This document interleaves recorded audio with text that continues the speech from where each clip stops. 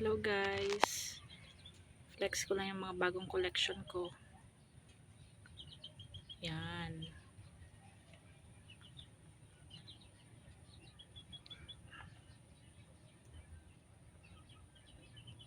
ganda.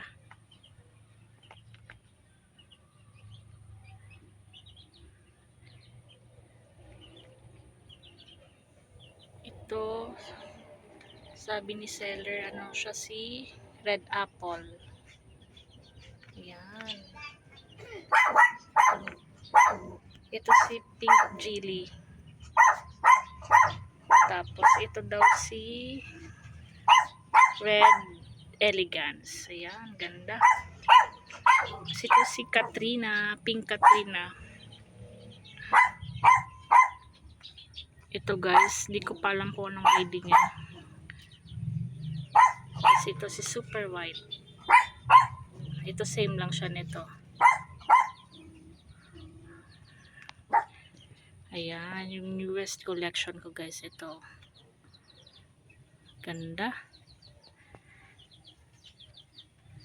Sana madagdagan pa sila. Oh. Yan.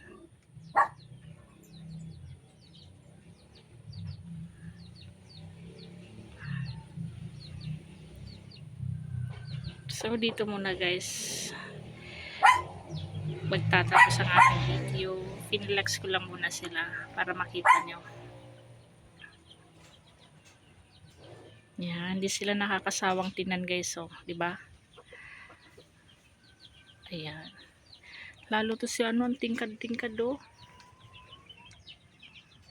Ayan pa yung mga babies niya guys. Hindi ko pa nire-repat. Papalakihin ko muna para sure na sure akong mabuhay sila. Yan.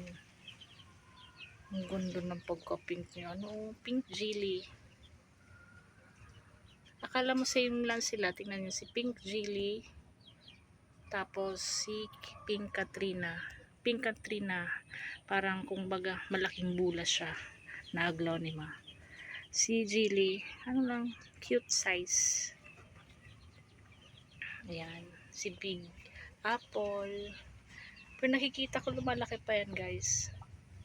Tapos yung flower niya, hindi ko muna aalisin. Pero sabi dapat kailangan alisin. Para magka-babies na siya. Kaya, di ba kapag matured na, siguro after 1 week. Kasi karerepat ko lang yun. Stress pa sila. Ayan.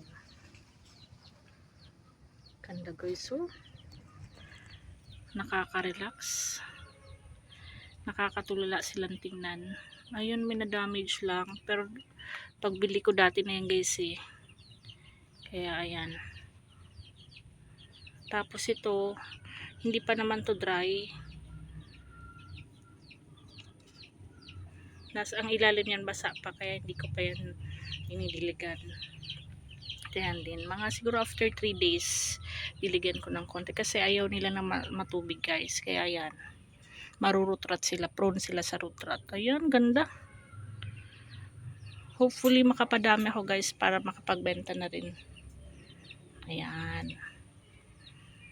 Kahit sa mura ng halaga kasi hindi na sila ganun ka-pricey. Pero at least lahat na makaka-afford. Ayan. Sabi ko mag-goodbye na ako pero ito na talaga. Sure na. Okay guys. Thanks for watching. Bye-bye.